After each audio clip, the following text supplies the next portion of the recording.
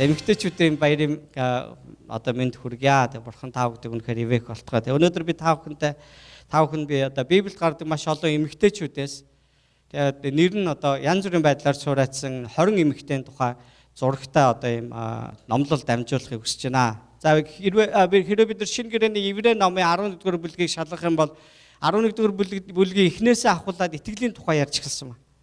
Итгэл гэдэг бол харагдаж байгаа зүйлсийн бодит байдал биш, харагдахгүй байгаа зүйлсийн бодит байдал юм а гэж хэлсэн. Тэгээд 11-ийн 5-аас 6-аг бид нар сайн харах юм бол бид нар итгэл байхгүйгээр бурханд таалагдах боломж байхгүй гэсэн байна. Тэр чинь үнэхээр бурхан үнэхээр байдаг, бидний амьдрал бурханаас үнэхээр хамаатай байдаг гэдэгт итгэдэг хүмүүсийн хувьд бид нар бурхандаа таалагдах гэдэг бол бидний амьдралдаа номер 1 тавих ёстой зүйл. Тэгвэл бурханд таалагдах ганцхан арга зам байгаа гэж. Итгэлтэй байх тухай ярьж. Итгэлтэй байна гэдэг нь өөрийнхөө бодол тийм ээ одоо итгэхийн тухай ярьдаггүй гэдгийг бид нар өнгөрсөн саруудад зөндөө ярьсан байгаа тийм ээ. Өөрөө өөрийнхөө бодолд үнэмшээд түүнийг одоо итгэж гин гэж бодож болохгүй. Энэ бол бурханд найдахын тухай ярьж. Бүр тодруулах юм бол бурханы амлалтуудад түүний хийж байгаа зүйлсэд түүний хийж чадах зүйлсэд итгэхийг ярьж байгаа тэр зүйл баг. Тэгвэл итгэл гэдэг бол бурханд таалагдах ганц арга зам байна. Өөрөөр бол бид нар одоо ариун амьдрч чадахгүй, өөрөөр бол бид нар нэг тийм агуу үйлсийг бүтээж чадахгүй, бурханы санаанд хүртэл бид нар юу хийж үнэхээр чадахгүй. Библи бидэнд зааж өгч байгаа зүйл нь түүний илгээс нь цорын ганц тэр аврагч зууч тийм ээ түүний цорын ганц хүү болох Есүс Христэд итгэх гэдэг нь бидний мөнхийн амьд хүргэн тэгээ бүр энэ нь бурханы таалдаг зүйл байх гэдэг байгаа байхгүй. Тэгвэл бид нар Есүс Христэд итгэлээ тавих гэдэг бол энэ бурханы таалдаг зүйл байх гэдэг нь шүү дээ. Аамен. Тэгвэл энэ 11-р бүлгийн ингээд туршид хуучин гэрээнээс ахуулаад тэгээ итгэлээр Авраам ингэж одоо өөрийнх нь үед ирээгүйч амлагдсан тэр суурин хотыг хүлээж амьдарсаар эцэст нь түүний өөр удам тэр хотуудыг эзэмшиж авчаа гэсэн тийм санааг илэрхийлж байгаа бол итгэлээр энэ ингэж дурдж явсаар хагаад тэгээд 11-р бүлгийн 35 дээр эмэгтэйчүүдийн тухай дурдсан ба. Эмэгтэйчүүд одоо хуучин гэрээнд гарч байгаа эмэгтэйчүүд өөрсдийн үхэгсдийг амьдлаар буцааж авч байв. Мөн бас энэ одоо шинэ гэрээнд Есүсийн гинтлэхэд ажиллаж байх үед үйлчилж байх үед бас үхээд амилсан Есүсийг амьлуулсан Лазарын эгч нарын тухай дүүнэрийн тухайч ярьж байгаа эмэгтэй дүүнэрийн тухайч. Тэгэхээр эмэгтэйчүүд өөрсдийн үхэгсдийг амьдлаар буцааж авч байв. Зарим нь илүү дээр амьлалд хүрэхийн тулд чөлөөлөлтийг хүлээж авалгүй тамлагдсан юм а гэж хэлсэн. За энд бол маш олон түүх ярьж болно. Ямар ч байсан энэ дэлхийд зовх нь юу ч биш юм а. Хожимын бидний хүлээж авах мөнхийн тэр одоо сайн сайхан зүйлэн дэргэд юу ч биш юм а гэдэг итгэлээр амьдрсан тухай ярьж байна гэсэн. За тэгээд энд гарч байгаа тав хүнд одоо бас түүхийг хуваалцаж байгаа энэ эмэгтэйчүүд тэгээ бааtruуд болон балагтнууд байсан юм а. Библид олон эмэгтэйчүүдийн тухай гардаг ч гэсэн өөрсдийнхөө цаг үедээ маш ихээр нөлөө авчирсан гол дүр нь байсан эмэгтэйчүүдийн талаарх юм Библийн баримтыг та бүхэндээ ярих гэж байна. Тэгээ зарим нь гайхамшиг дуудсан итгэлийн бааtruуд байсан. Бурханд итгэснийхаа төлөө тэд гайхамшигыг хүлээж авчихсан. Зарим нь гайхамшиг дагуулсан тэг балагтнууд байсан ба. За ингээд энд бас буруу шийдэл, буруу сонголт, буруу үйлдэлээсээ болоод эргэн тойрондоо маш муу нөлөө авчирчсан хүмүүс ч байсан. Их эзний үг болох Библид итгэлээр амьдрсан нэгний үйлсийг дуурайж, итгэлгүй нэгний тийм ээ балагт үүлийг жигшхийг бидэнд зааж өгдөг. Сайн тийм хүн болохыг бид нар өнөөдөр хүсдэг. Яг л бидний эзэн бол сайн болох юм. Тэгвэл эмэгтэйчүүд ч бай эрчүүд ялгаагүй би өнөөдөр эмэгтэйчүүдэд хандаад онцгойлон ярьж байгаа учраас гэхдээ эрчүүд чихээ бөглөөрөө гэж би хэлээг. Сайн их хүн, сайн эхнэр хүн, сайн эгч хүн, сайн дүү тийм ээ. Сайн итгэлтэй хүн, сайн итгэмжтэй хүн, сайн эвдрээгүй хүн, сайн илгэмсэг хүн, сайн энэрэнгүй хүн, сайн эйлдэг хүн, сайн эвлэрүүлдэг хүн тийм ээ. Бас сайн эзэндээ дуулуурладаг эмэгтэй байхыг эрмэлзээрэй гэж захимаар.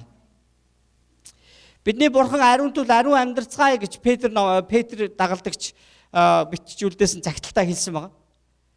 Үгэндээ бид нар ариун үг гэдэг нь Библи уншаад ахыг бас хэлээгүй. Хэлж ярьж байгаа зүйлдээ заавал заа үгүй бол үгүй бай гэж хэлсэн байна.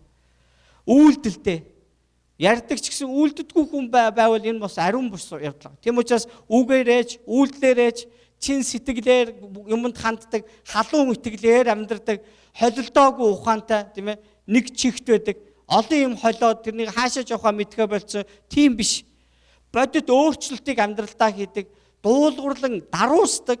Тэгээд эзэнд олон эр нөхөртөө захирагддаг эмэгтэйчүүд байгаасаа гэж би та бүхэнд хүсэж байна. Энэ бол Библийн дагуу бидэнд хэлсэн зүйл байгаа. Амен. Евагийн тухай ярина гэсэн. Адамын эхнэр Ева. За Ева энэ Эхлэл номын 2 дугаар бүлэг дээр гарч байгаа. Ева бол Адамд туслагч байхаар бүтээгдсэн анхны эмэгтэйс. Эден цэцэрлэгт бүх зүйл төгс сайхан байсан боловч сатаны худал хуурмагт итгэснээс болж тэр эр нөхөртөө ч нөлөөлөн эзэн бурхныхаа тушаалыг зөрчиж сайн ба муугийн тэр мэдлэгийн модноос жимс эцэцгээсэн ба. Адам нь бурхнаас анхын тушаалыг сонссон нэгэн учраас үүнд шууд хариуцлага хүлээх нь ойлгомжтойч. Ева хийснийхээ төлөө хүнд хүчрийг хүртсэн ба. Түүний төрөх үеийн өвдөлт нь яасан блэ?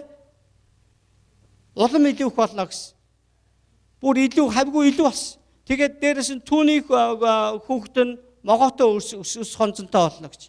Могоо буюу нэг сатан үр хүүхдэд нь хор уршиг очруулах тухай ярьж байгаа. Бурхан нь л итгэж найдах нэгэн болохоос биш сатан биш юм аа. Тийм ээ? Одоо энэ Евагийн энэ амьдралын түүхээс харуул.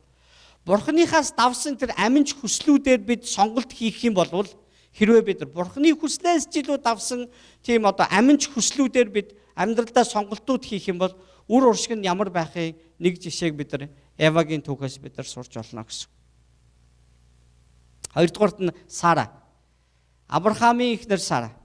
Сара Бурханаас онцгой ивэлийг хүртсэн баг. Тэгээд Авраамийн эхнэр болсон. Авраам бол Бурханд одоо үнэхээр итгэсэн нэгэн баг. Авраамийн эхнэр тэгээд үр удам нь одоо хожимын Израиль үндэстэн болсон. Тэгээд энэ дэлхийг аврагч Есүс Христ одоо энэ дэлхийг тийм ээ аврагч тэр эзэн Есүс Христ тэдний удмаас төрсөн баг. Гэвч түүний төвчээргүй зангаас болж Авраам Египт зарц бүсгүй хагаарын одоо төрүүлсэн хүүхдээ эцэг болсон байгаа. Санаж байна уу тийм ээ? Бурхан түүнд амласан. Чаа хүүхдтэй олгоноо та яриг гэд. Гэтэл тэр төвчээргүйгээс болоод нөхөртөө өөр юм зарц эмэгтэйгээ ингэж одоо зуучилснаас болоод тэг одоо нэг эмэгтэй жирэмсэн бол нэг залуу эмэгтэй амьдрал ингээ өөрчлөгдөж төрсөн байна. Тэгээ үүнээс үүдсэн асуудлууд өнөөдөр ч гэсэн үргэлжлээстэй байгаа. Ягаад гэвэл тэр зарц бүсгүй хагаараас төрсэн Ишмаэл тийм ээ? Юу лээ? Яг нөгөө өөрийн нөхөр Авраам тэр Сара хоёрын дундаас төрсэн хүү Исаак хоёрын удам өнөөдөр ч гэсэн бас хоорондоо зөрчилдсөөр байгаа. Тэгэхээр энд төвчээргүй зангаасаа гаргасан үйлдэлээс нь болж өнөөдөр ч гэсэн хор шиг үр удамд нь байна гэдэг бид нар харж болно гэсэн. Эцээ эцэст тийм ээ 80 настайдаа Сара Исаак хүүгээ төрүүлсэн ба. Өөрийн биеэр төрүүлсэн. Энэ бол үнэхээр Бурханы хийж чадах гайхамшиг байсан ба. Хүнийхээр бол боломжгүй. Харин зөвхөн энэ Бурхан л үүнийг хийж чадах тийм гайхамшиг байсан. Тэгээ Библид хожимд дурдсан шүү дээ тийм ээ. Авраам, Сара хоёр өөрсдөө аль хэдийн үгсэнд тооцсон байсан боловч Бурхан тэдэнд амласныхаа дагуу тэгээд Авраамыг 100 настайд Сараг 90 настай байхад тэдэнд удам заалгах хүү заяасан байна. Түүний нэр Исаак баг. Исаак гэдэг нь болохоор одоо инэв хэлэл буюу тийм ээ. Одоо инэв хэлэл гэсэн үг байгаа шүү дээ. Одоо лав гэдэг үг ба. Тэгээ энэ яагаад гэвэл хүүгээ төрүүлэхээс өмнөх одоо нэг жилийн өмнө Бурханы тэнгэр элч одоо Авраамтай ирж уулзаад чиний эхнэр Сара чамд хүү төрүүлж өгнө гэж хэлэх үед юу болдог лээ? Сара дотроо инээдэг штэ. Өгснээс өөрцгөө болцсон би одоо хүүхэд төрүүлэх ингэнэ штэ. Яг тэгж харагдаач гэж бодож ирсэн.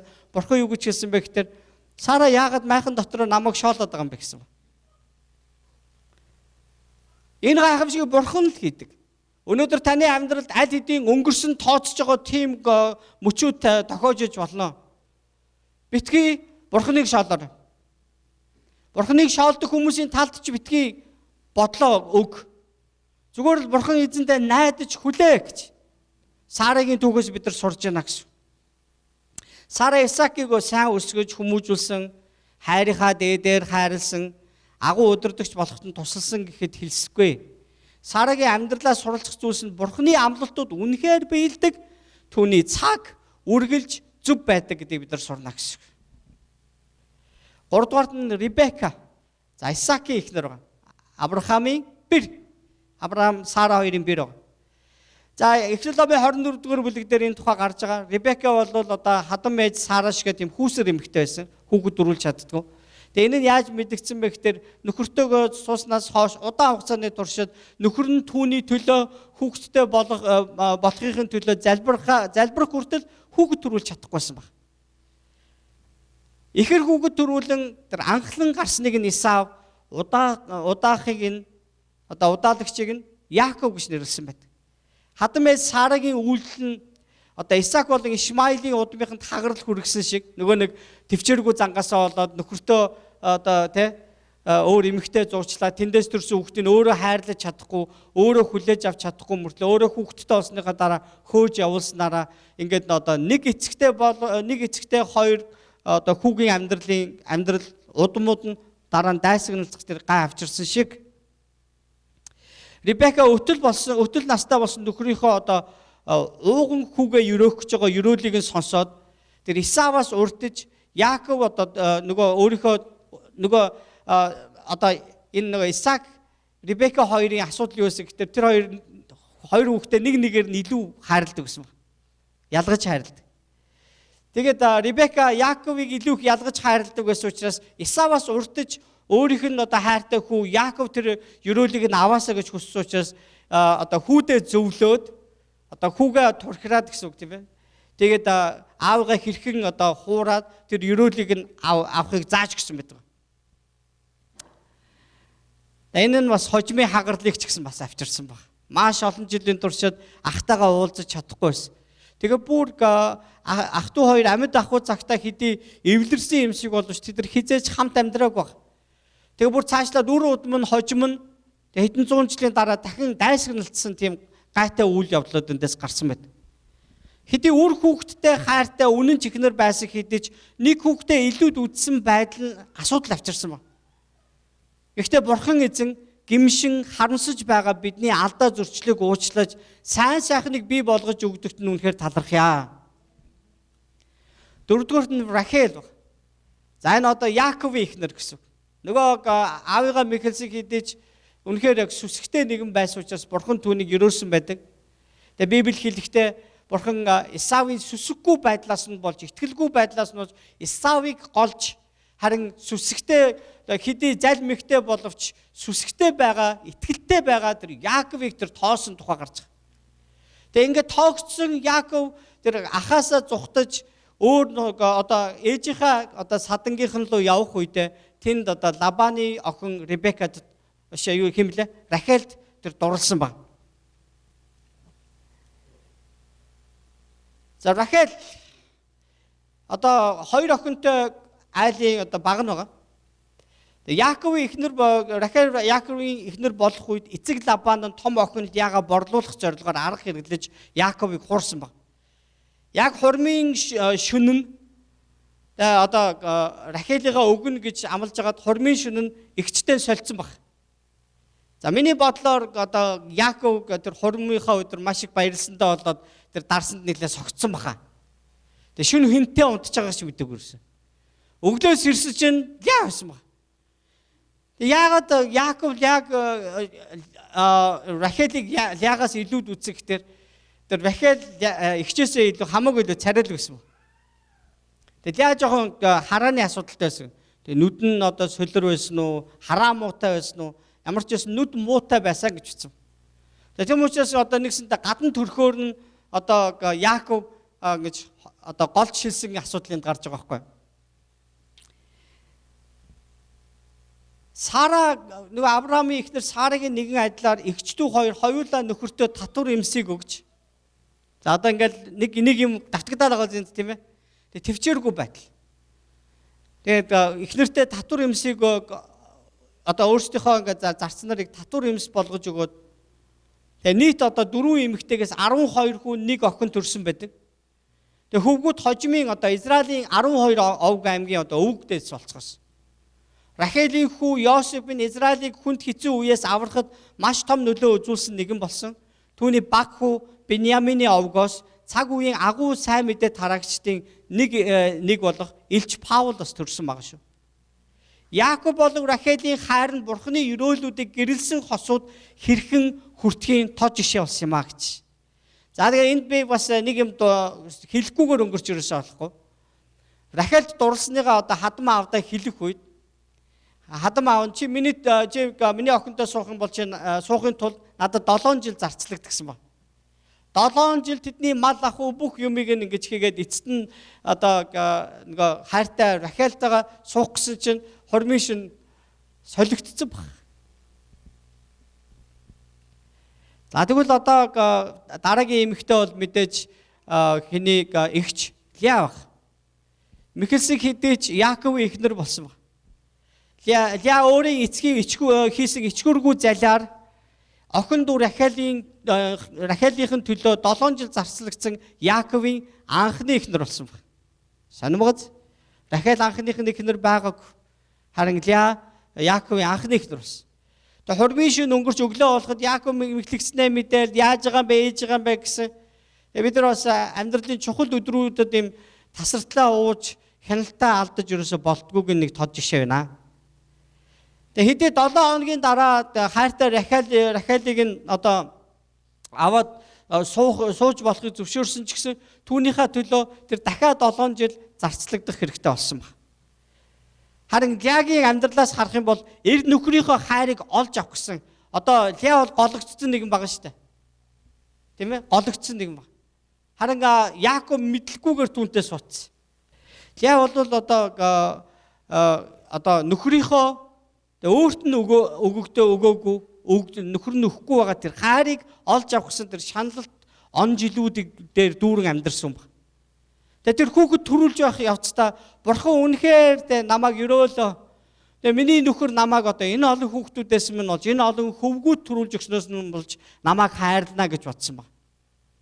Тэгээ энэ хүүхэд төрүүлэх өрсөлдөөн энд явсан байдаг. Тэгээ харин нөгөө Яаковын онцгойлж хайрладаг Рахел нь хоёрхан хүүл Яаков төрүүлж өгсөн баг.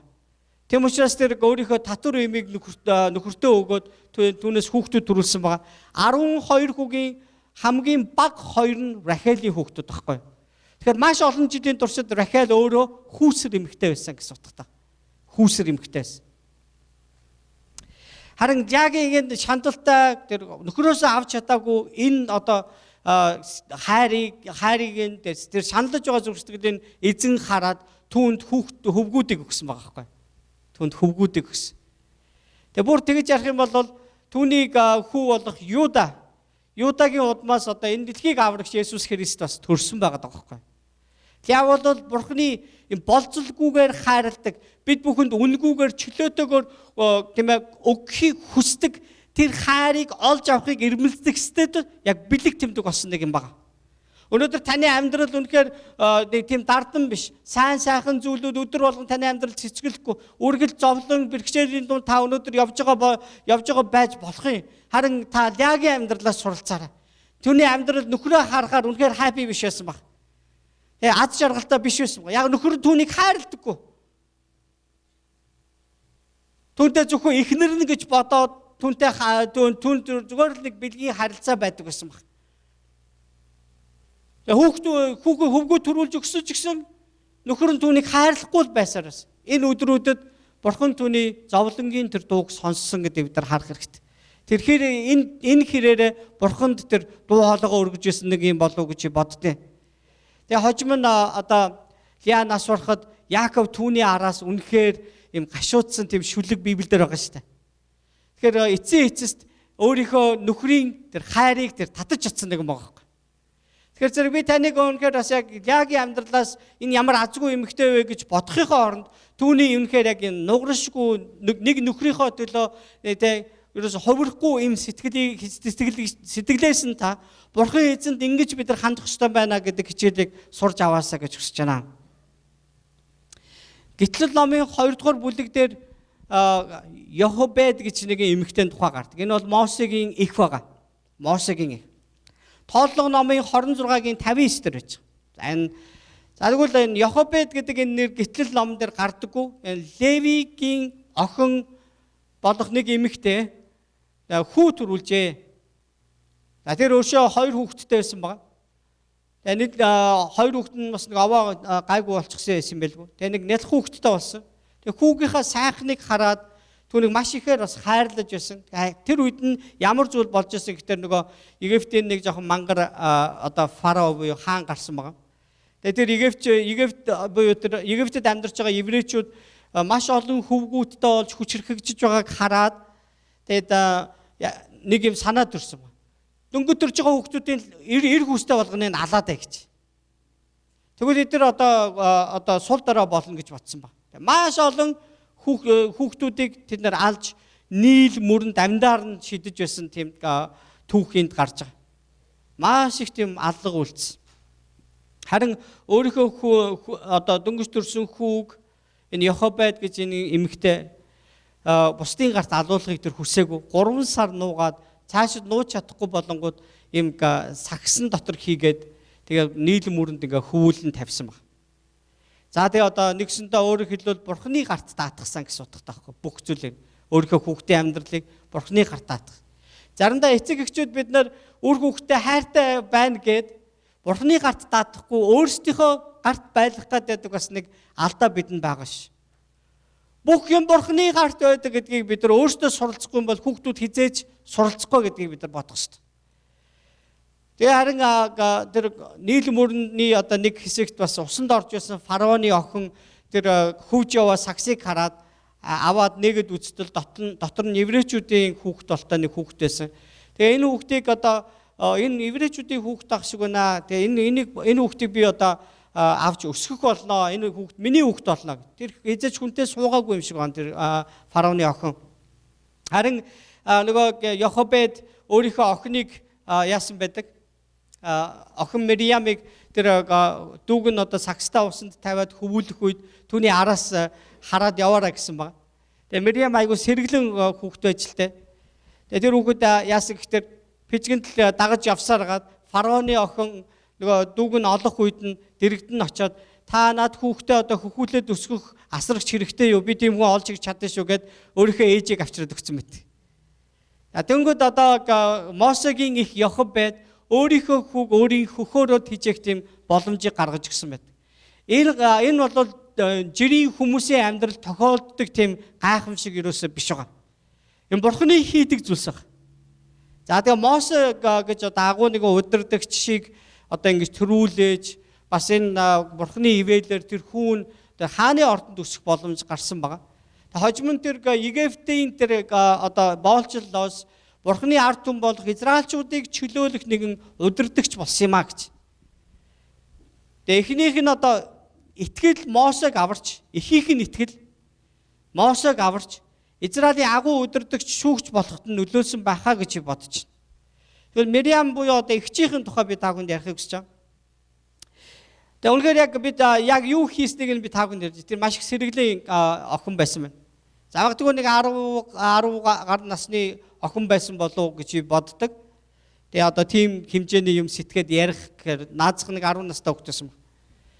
За ингээд олон жилийн дараа Израилийн чөлөөтэй болж улаан тэнгисийг гаталсны дараа хамгийн түрүүнд хүмүүс бүгдээрээ шоконд орсон. Нөгөө тэр том улаан тэнгис чинь ингээ 2 хуваагдаад хуурай газраар тэр бараг 2 сая гарan хүмүүс ингээ гатлаад гарчихсан. Одоо яах вэ гэсэн бүгдээрээ ингээд нэг харцсан зогсож байхад Мириам гартаа хингэрэг аваад түүнийгээ дилдэж тэр бүжиглэн бурхныг магтаж ихсэн тухай байдаг байхгүй. Тэгэхээр тэнд одоо магтаал хүндлэл хин нэгэн үнэхээр яг тэр бурханд хандсан залбирал зуучлалыг эхлүүлэх гэвэл хин нэгэн л эхлүүлэх ёстой байдаг. Тэгээ Мириам бол тийм сэтгэлтэй нэгэн байсан байгаа байхгүй. Энэ бүхний хийсэн нь бурхан шүү гэдгийг харуулж чадсан тийм эмэгтэйс. Тэгээ иш үзүүлэгчдийн нэг болсон байгаа. Тэгээ тэрээр Мосегийн одоо хар ихнэрийн талаар гомдол өрнүүлж тэгээ түүнээс нь болоод бурхан түүнийг харааж юм идээд яранд тэр баригдсан байгаа.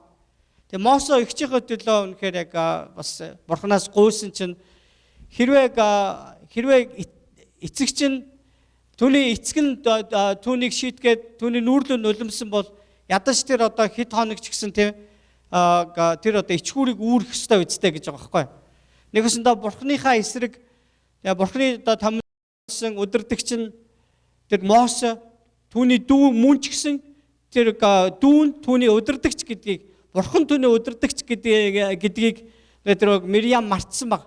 Мириам тэгээд бас ард олны дотор маш чухал хүмүүсийн нэг болчихсон. Тэгээ бас иш үзүүлэгчдийн нэг болсон. Тэгээ тэр бардамнаж эхэлсэн баг. Тэгээ бардам зангаасаа болоод эцэст нь одоо өөрөө юм идэт яртаа болсон. Идэт яр туссан хүн тухайн үед идэгдэггүй байсан. Бурханд идгээхгүй бол өөр хинж энэ өвчнийг идгээж чаддаггүй байсан. Тэгээ тэр 3-7 хоног хоорангийн гадна хүмүүсээс тусдаа байсан эцэст Мосегийн залбирлаар бурхан түүнийг буцаан идгээсэн байт. Тэгээ хэвийн амьдралдаа буцаж орсон баг. За үүнийг иш тооцох юм бол Мириам үргэлж Мосе болон Аарон гэж ах Аарон дүү Мосе хоёрыг үргэлж тэр урамшуулн дэмждэг, тэдний тал зогсдог нэгэн байсан байна. Яагаад тэр Мосегийн эхнэрийн талаар гомдол шүүмж явуулсан бэ гэхээр Мосе бол тэр Медиан эмэгтэйтэй гэрэлчихсэн байсан байхгүй. За Мосегийн эхнэр хэн блэ? Зиппора гэж эмэгтэй. Тэгээд энэ эмэгтэй бол одоо харь үндэстэн эмэгтэй байна. Түүний аав бол шүтэн шүтэгч байсан байгаа. Гэтэл түүнтэй ингээд суусан нь одоо Мосегийн буруу гэж өнөөдөр харагдаж байгаа. Гэтэл тэдний хамгийн анх одоо Зиппоратой Мосе хэрхэн уулзсан тэр түүхийг эдгээр тийм нэг анзаардаггүй. Хүмүүс заримдаа ингээд бид нар анхны хайр маань ямар байсан бэ? Анх ер нь юм яаж ихэлсэн бэ гэдгийг заримдаа мартчихдаг. Өнөөдрөөр бүх юмыг бид нар тагладаг. Олзоо бид хоёр хэрхэн анх уулзалдажсэн тэр түүх бол маш чухал түүх байхгүй. Бурхан яаж хэрхэн тийм ээ одоо бидний амьдралд юу хийсэн тухай тэр түүх маш чухал. Гамбаа үйлээ хоёр цуглаанд анх иржсэн тэр өдөр бол айгүй чухал өдөр байхгүй. Тэндээс энэ хүртэл бурхан юу хийж ирснийг энэ түүхийг харахад амьдрал нь бурхан хэрхэн өөрийнхөө мотраар гайхамшгуудыг хийснийг харах тийм зориулттай байдаг. Тэгвэл өнөөдөр энэ хоёрын байгаа байдлаар өнгөрснийг нь бид нар таглан шүмжилж хизээж болохгүй гэсэн үг байхгүй. Зиппорог тэр эмэгтэйд одоо тэр цүлд амьдрах бол нэг хизээж таалагдаагүй юм шиг байна. Яг гэвэл өөрийг нь дандаа харь үндэстэн гэж харж байгаа ихч байна, ах байна. Тэгээ одоо ард түмэн байна. Тэгээ эцэст нь Мосе Зиппорог хоёр хүүтэйгээ хамт нутг руу буцааж явуулсан байдаг шүү дээ. Тэгээ маш их юм депрессэн дотор амьдарч. Удирдагчийн эхнэр байх гэдэг бол үнэхээр хэцүү юм шиг байна. Одоо тэгээд Америкийн нэгдсэн улсын одоо ерөнхийлөгч Трамп болохоор ч бас нэг харь үндэстэй эмэгтэйтэй суудсан. Бараг л одоо за зарим хүн хэтрүүлээд энэ ер нь улсын одоо иргэн болсон уу үгүй юу гэдэргээл хүртэл ярьжсэн баг. Тэгээ өнөөдөр бас ингээд төдий чинээгээр бас удирдагчийн эхнэр байж амьдрах гэдэг бол амар хэцүү. Сайн нэг эмэгтэй хаанхын эмэгтэй юм ирээд нөгөө Трамптай гар барилгүй алгасангуудаа эхнэртэй нэглээ гар барьцаж тэрийн нөгөө сонин хөвлөл гаргаж ирээл л та. Йоо энэ эмэгтэйс та Трампаас илүү том зүрхтэй гэдэг ингээд амар юм яриад. Тэгээд хинтээ ихэж гар барих бол тийм амар чухал зүйл ерөөсөө биш байхгүй. Тийм ээ? Тийм чухал зүйл биш. Тэгвэл өнөөдөр бид нар бас энэ Мириамын амьдралаас харах юм бол энэ үнэхээр бас яг алдартай удирдагчийн гэр бүлийн нэгэн байсан байна. Тэгээ тэр хүн гаргаж болохгүй алдаа гаргасан нь тэр өөрийнх нь зүрхэнд нь тодорхой хэмжээний юм бардамнал явж байгаа учраас бурхан түүнд ингээд маш хатуу хандсан хэдий ч маш их өршөөнгүй, инэрэнгүү хандан түүнийг буцааж авчирсан гэдгийг санах хэрэгтэй. Тэгээ бид нар ерөөсөө 2-7 хоногийн өмнө Мириам насварсан тэр үйл явдлын дараа Мосе, Аарон хоёр яг ямархуу байдалтайгаар сэтгэлийн хямралд байгааг нь бид нар анзаарсан ярьсан тийм ээ. Тэгээд яг тэр үед нь ард түмэн дахиад гомдол гаргасан. Эдгээр ерөөсөө манай гэр бүлийг бид нарыг тэдний төлөө гэсэн энэ үйлчлэлийг ерөөсөө тоодгүй хүмүүс гээд гомдсондоо тэд нар магадгүй хатуу үгсийг хэлсэн баг. Харин бурхан алив нэг удирдагчийг тавьдаг, бурхан алив нэг бүлэг группийг бий болгодог. Бурхан л өөрөө захирдаг. Бурхан л цуглуулдаг. Бурхан бас тараах эрх мэдэлтэй байдаг. Библи хэлсэн. Бурханыг чуулганыг тараагч нэгэн өөрийнхөө амьдралыг өөрийнхөө гараар сүрүүлж байгаатай нэгэн адилаа гэж хэлсэн. Бурхан тэр хүний амьдралыг тараах тухай ярьсан баг. Тэр бурханы хийж байгаа хийсэн зүйл бүгдээрээ одоо хизээд юм эргэлзэх тийм сэтгэлгүй байцгаая. Өнөөдөр хүнийг байгаагаар нь бүгдээрээ хайрлцгаая. Таны эргэн тойронд бий болгож бурханы бий болгож өгсөн хүн болгонд бурханы төлөвлөгөө байгаа гэдгийг санах хэрэгтэй. Тэгээ бид нар энэ хүн миний амьдралд байх ёсгүй юм аа. Энэ гамбаа яхаараа миний амьдралд явж идэм бэ? Энэ цуглаанд өнөөдөр энэ хин шиг ийм сонин ааштай хүн яагаад байж идэм бэ гэдэг асуулт бид нар дандаа бурханд тавьчих гад байдаг. Гэхдээ үүнийг бид нар бурханд хизээж тавьдаггүй. Хин нэгэнд ярьдаг. Бурханы нүдний өмнө. Мириам тохиолдсон явдлаас бид нар юу сурж болох вэ?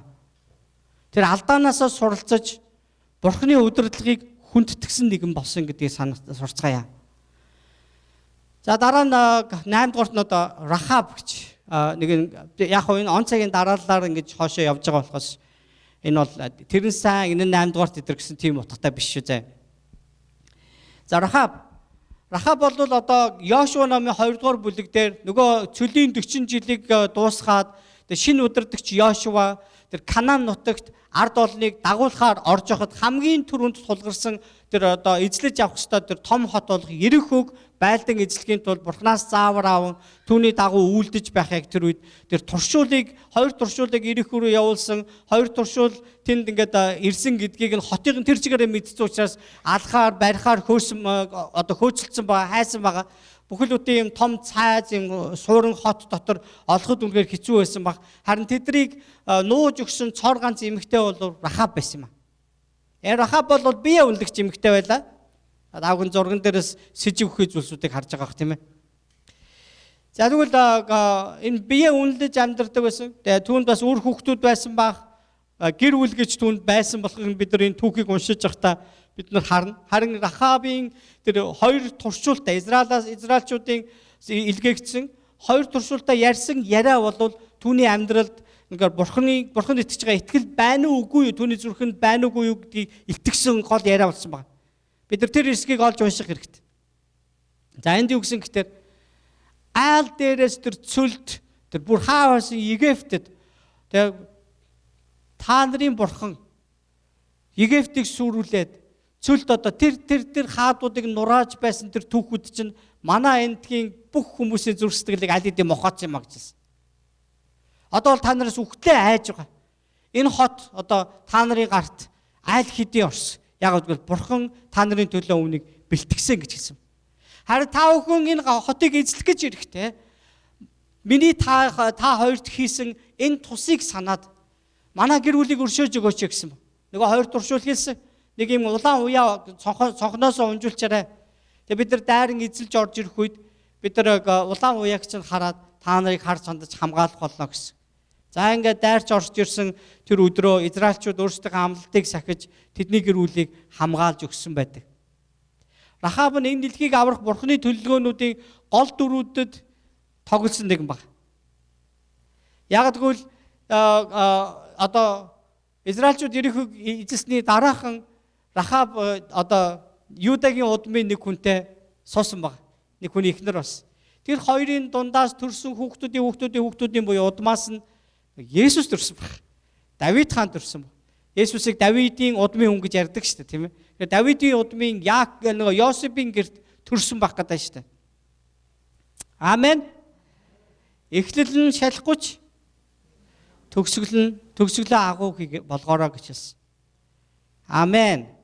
За түүний дараа Дебора гэж одоо алдартай шүүгч эмэгтэй байгаа. За одоо шүүгч гэдэг нь англиар жааж гэж нэрлэж учраас шүүгч гэж ярьсан байгаа. Уг нь бол энэ бурхны үгийн дагуу, хүслийн дагуу ард олныг бид нар ийм байх ёстой, гимээсээ эргэх ёстой, шүтээнүүдийг хай, амьд бурхан руугаа эрг гэсэн тэр үгийг дамжуулж байгаа хүмүүс аахгүй.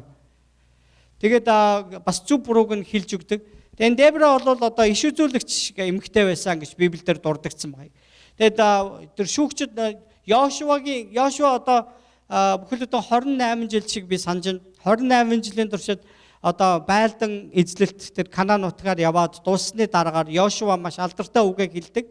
Йошуа номын сүүлийн бүлэг дээр гарч байгаа. Би болон манай гэр бүлийнхэн эзэнд үйлчлсээр байх болно гэсэн алдартай үгийг хэлсэн юм. За ингэж захиад Йошуа одоо өндөр настай болсон учраас тэр уулархаг нутгаар амьдарч байгаад Йошуа нас урсан байна.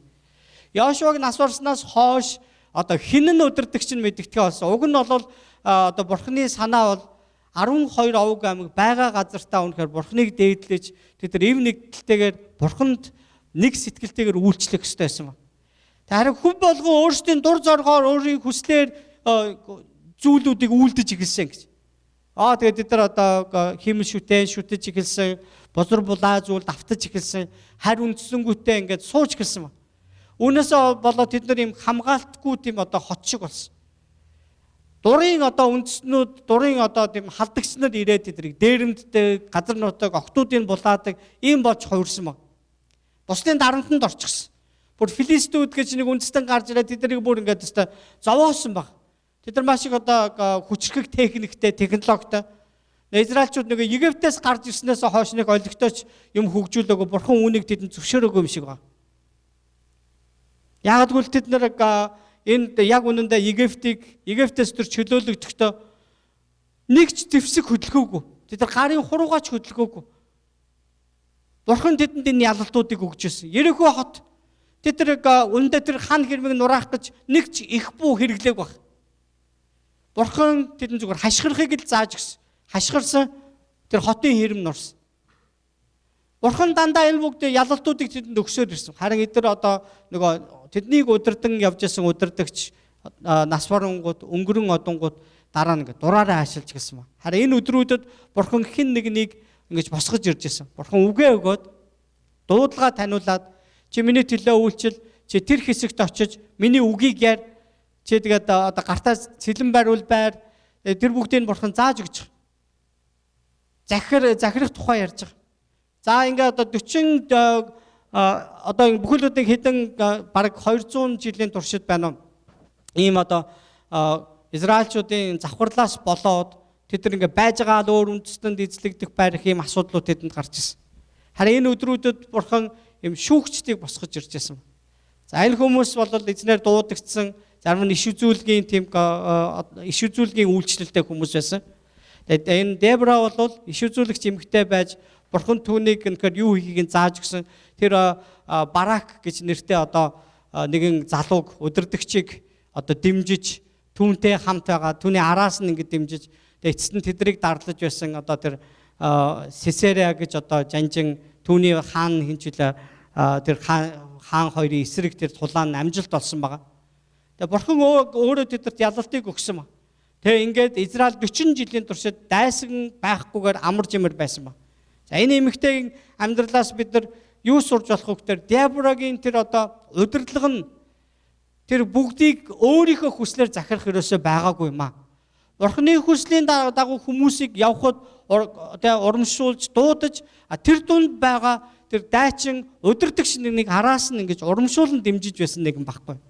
Дебра тэр өөрөө одоо гараараа тэр тулаан хийх тийм чадал байхгүй. Энэ тийм залуу эмэгтэй байгаагүй. Ямаа настай эмэгтэй л байгаа. Энэ эмэгтэй өөрт нь байхгүй тэр хүч чадлыг бурхан нөхөж тэгээ тулаанд нэг хүнийг босгож өгөхөд түүнийг дарах биш харин түүнийг урамшуулж тэр хамтран ажилласан гэдэг бид нар харах хэрэгтэй. Амен. Өнөөдөр магадгүй манай Монгол эмэгтэйчүүд маань угаасаа баатар цустай учраас гэр бүлдээ нилээн том байр суурьнд явдаг байх тийм ээ.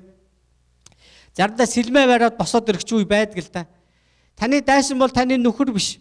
Тэгээд ирчүүд маань ч гэсэн таны дайсан бол таны эхнэр ерөөсөө биш ээ.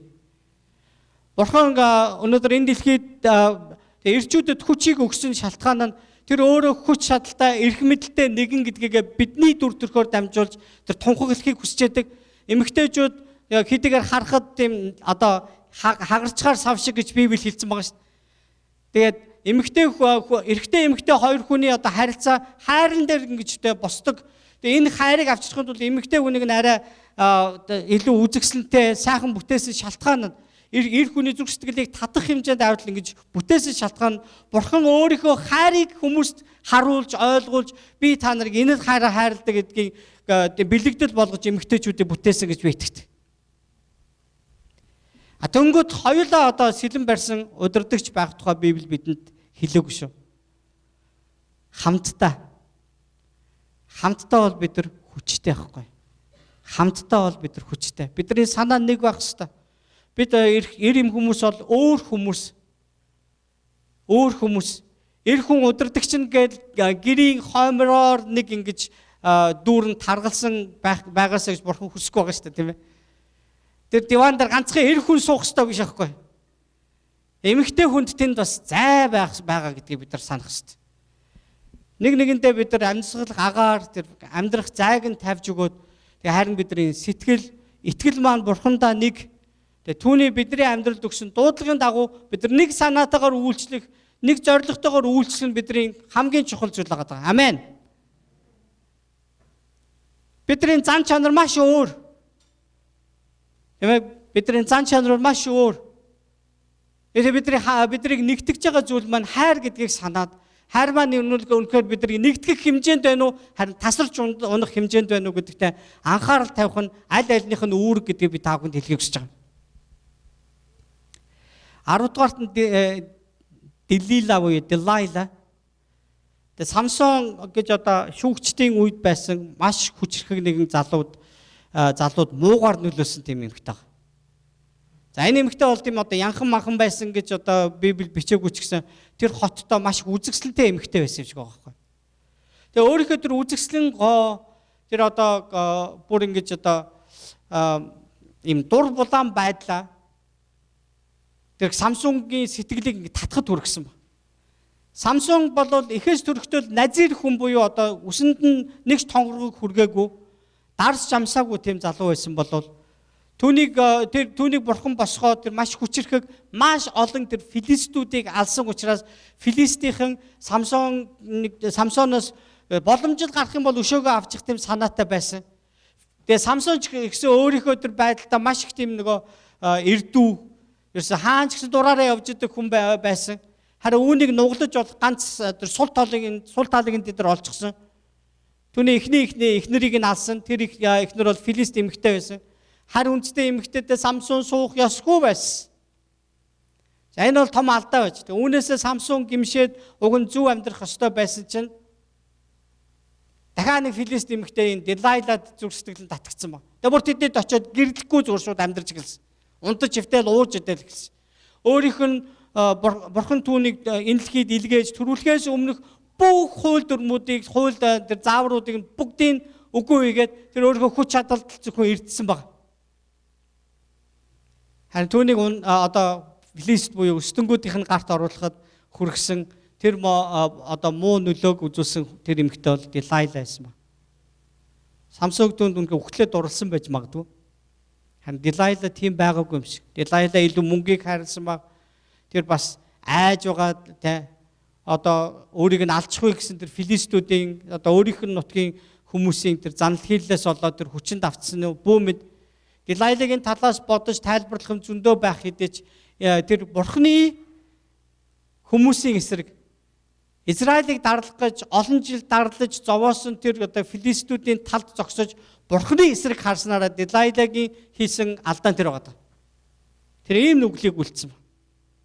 Тэгвэл Делайла энэ Самсон хоёрын түүхээс бид нар харах юм бол хэрхэн ингэж нөгөө өөрийнхөө таашаалын төлөө амьдарч энэ миний дурын асуудал гэж санаж байгаа тэр нөгөө бодол тэр хандлага тухайн хүнийг хэрхэн доош унгадаг болохыг бид нар харж болно гэсэн үг. Тэгээ би энд нэг юм хошин үг зохиосон. Том толгоолоод байвал тонгоож байгаа дунахын цондон гэж. Тэ? Том толгоолоод байх юм бол тонгоож байгаа л унана гэсэн. Тэгээд энэний одоо хор уршгаар Самсон хоёр нүд нь сохордог, тийм ээ. Тэгээд бүх үс нь байхгүй учраас тэр үс нь одоо бурхнаас өгсөн юм онцгой нэг тийм одоо харилцаа байсан. Тэгээ энэ нь байхгүй болчингууд тэгээ яг энэ хүчгүй бол дайсныгаа гарт орсны дараа Самсон юун дээр алдаа хийснэгээ тэр маш сайн ойлгосон баг. Тэр маш их гэмссэн баг. Тэгээ тэр хамгийн сүүлийн удаа түүнийг нөгөө филистчүүд оромжлохоор өөрсдийнхөө шүтээний танхимд ингээ авчрах үед гол багныг ингээ гараараа төшүүлж өгөхийг гуугаад тэгээ бурхнаас маш чангаар гуйсан байдаг. Өөрийнхөө зарцын нүглийг уучлан дахин нэг удаа миний залбирлыг сонсооч гэж. Би тэдэндээ хамт өгөхийг гэж хэлээд юу болсон байдаг. Нөгөө багныг маш хамаг хүчээрээ түлхээд тэр дугуун дотор байсан бүх хүмүүстэй хамт өгсөн ба. Ойролцоогоор 3,000 ч юм уу тий орчим хүн байсан баха гэж. Тэр өгөхөөс өмнө түүний гарт өгсөн олон филистчүүдээс хавгүй олон хүмүүстэй хамт тэр өгөхтэй өгсөн юм аа гэж. Түүний өхөл эцэст нь одоо бас израилчуудад ийм эрхчлөө авчирч байгаа тухай ийм түүх гардаг. Харамсалтай тэр нас урсан. Бүгдээрээ ингээд амьдрал маань юм уруудсанд ороодсон, Бурхны нэрийг муу хэлүүлсэн тийм байдлаар дуусаасаа гэж бид нар хүсэхгүй учраас бид нар том толгоогоо орхих хэрэгтэй. Бурханд захируулах хэрэгтэй юм аа. Амен.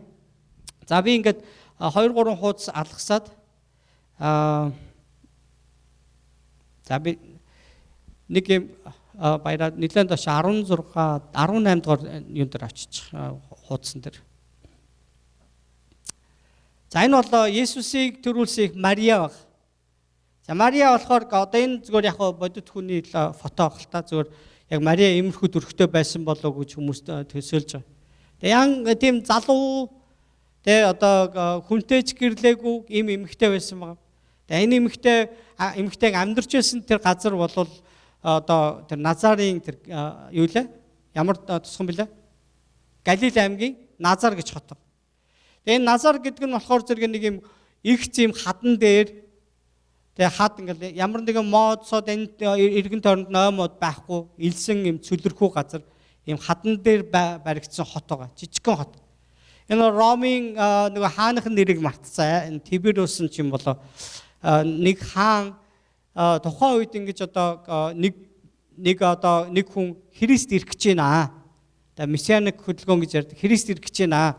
Бүгдээрээ хамтдаа цуглаж Христийг хүлээе гэсэн нэг тийм хөдөлгөөн айл Христийг ирэхээс өмнө болж исэн байгаа байхгүй. Тэгээд тэр хөдөлгөөн бүр хэдэн мянган хүн хамрагдсан учраас тэр хүчээр дарж тэгээд тэрнээс болж нөгөө хажууд нь тэнднээс нөгөө юдэчүүд чинь одоо юуны Ромын одоо захиргаанд байсан учраас тэд нар энэ одоо нэг юунасаа тэдний иргэшээлээс гарах тийм хөдөлгөөн өрнүүлэгчид энийг бас ашигласан. Энээс болоод бүхэл бүтэн 2000 хүнийг ингэж алж хядаж тэдний толгойг ингээд Ром орох зам тий одоо худалдаачдын замын хажуугаар ингэж одоо бүр ингэж айц хүч төрүүлсэн шонд бүх толгоонуудыг өлгөсөн тийм зэрлэг үйл явдал болж байсан. Тэгээ тэндээс амьд үлдсэн хүмүүсийг нэг газарт ингэж цөлсөн баг. За тэгээд тэр цөлөгцсөн хүмүүс бол тэр Назарын орчимд амьдарч байсан байгаа байхгүй юу?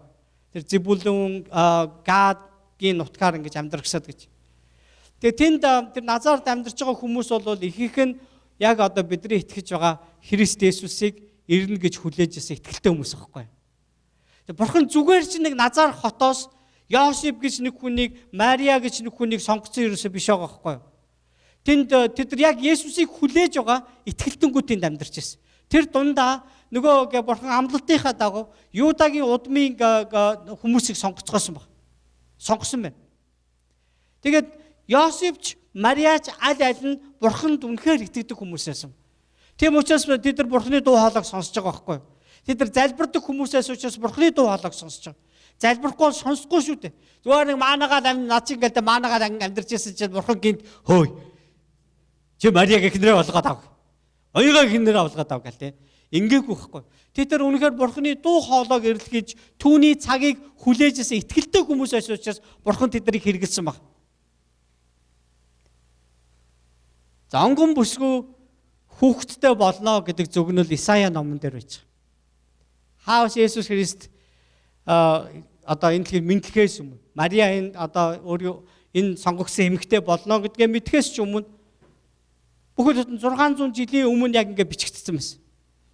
Одоо энэ бол Бурхан л хийж чадах ажил даа гэж одоо еврейчүүд ам дамжуулан ярьжсэн боловч яг амьдрал дээр энэ нь бий болонгоо тэд нар итгэж чадаагүй баг. Эцэг нөгөө мужааны л хүүхдүүдтэй гэж. Гэтэл бид нар Лук номон дээрээс харах юм бол Мария, Йосеф хоёрын туулсан тэр замыг бид нар харж байна. Ямар гайхамшигтайгаар тийм ээ үнэхээр Бурхан үүнийг үйлдсэн бэ. Хүнд боломжгүйч Бурханы сүнсэнд бол энэ боломжтой гэсэн санааг бид нар харж байгаа. Харин би эцэстээ хамгийн сүүлд нь одоо бусад эмэгтэйчүүдийн юг би сүмийн вебсайтаар би тавьж өгнө заяа. Хэрвээ би залбирч байгаа дараагийн бүтээсэн өдөр үргэлжлүүлэх бол дараагийн бүтээсэн өдөр үргэлжлүүлж бод. Яг бол эмэгтэйчүүдийн сар юм байна шүү дээ тийм ээ өдөр биш сар юм байл ш. Тэгээ Мариагийн амьдралаас хандлагаас бид нар юу сурч болох вэ гэхээр Бурхан түүнээс эхлээд асуусан баг. Чи ингээд өрөөгдөгчөө, чи баярлагтуу гэсэн. Чи Бурханы хүүг төрүүлэх болно. Түүний нэрийг Есүс гэх болно, аврагч гэх болно. Хүнтэй суугаагүй атал, тэг хүнтэй суугаагүй онгон атлаа. Энэ нь хэрхэн надад биелэх вүлээ гэсэн тэг Мариагийн даруй асуулт. Энэ бол Бурханд боломжтой. Хүн харин боломжгүй гэсэн. Таны хүслээр болог гэдэг тэр үгийг хэлж чадсан хүн бол Мариа байхгүй. Халелуя. Тэгээд үнийг мэдээж үүний дараа яригдах тэр эмэгтэй бол Элизабет гэж эмэгтэй байгаа. Иохан Баптистыг төрүүлсэн ээж. Маш настай болсон хүн байсан. Гэрэлсэн боловч 60 жилийн турш одоо нөхөртөө амьдарч байгаа боловч хүүхэдтэй болж чадаагүй эмэгтэйсэн. Харин Бурханы тэнгэр илч ирээд Иохан Баптистын аав Закриад ирээд хэлж байгаа. Закриа үүнд нь эргэлзсэн учраас чи хүүхдийг төртөл ерөөсөө юу ч ярьж чадахгүй гэсэн баг. Тэгээд тэр хэлгүй болцсон. Хүүхэд нь төрөх үед нөгөө нэрийнхэн талаар бүгдээ нөгөө маргалддаг штэ.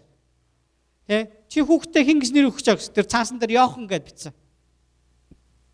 Танаа удам дэм Иохан гэсэн нэртэй үнэгч байхгүй штэ. Тэгэл бүгдээрээ шуугаж эхэлсэн чинь яг Библиэлд яг тийм үг байгаа. Лук номон дээр. Бурхны сүнс одоо тэр Закриаг гэж дүүргэсэн. Тэр үед түүний амнаас ингээд бүхэлдээ ингээд амар урт юм 60 хэдэн юм Эшлийн туршид ийм одоо Бурхныг магтсан магтаалын иш үзүүлгийн тийм үгнүүд гарч ирсэн баг. Тэгээд тэр нөгөө хэлгүй байж байгаад хүүхэд төрөөд түүнд нэр өгөх болох үед гинт яриад ирсэн тэнд байсан бүх хүмүүс бүгдээрээ гарсан. Яг юу болчихвоо? Бурхны л хийж чадах юм энд бол явж гинэ гэсэн утгатай. Тэгээд нөгөө Элизабетийг 6 сартай байх үед түн хэнийг Мариаг Элизабет рүү илгээдэг. Чиний одоо нагц эгч чинь одоо жирэмсэн болсон баг. Тэр бас Бурхны гайхамшигар инхүү жирэмсэн болсон гэж.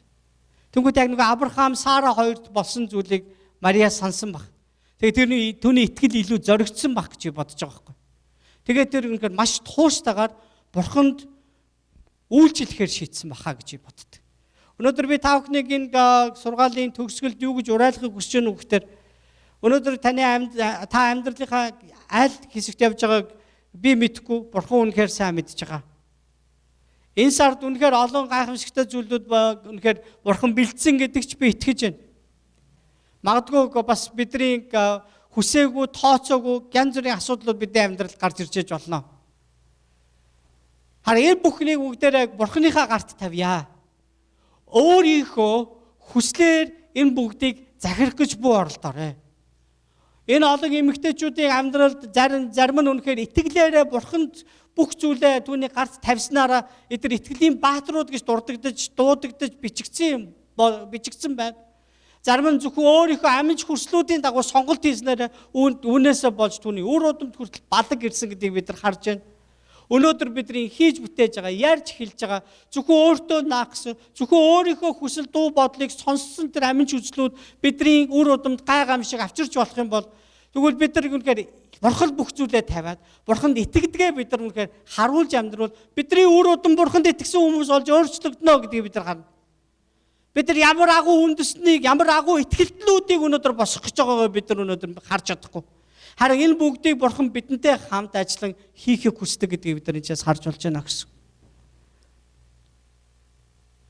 Амен. Энэ эмэгтэйчүүдийн донд бас өнөөдөр би ярьж амжаагүй маш хүчрхэг эмэгтэйчүүд байгаа. Шинэ Эстер том хатан байсан. Гэтэл бас нэгэн одоо Изабел гэдэг юм өөр нэг хатан байсан.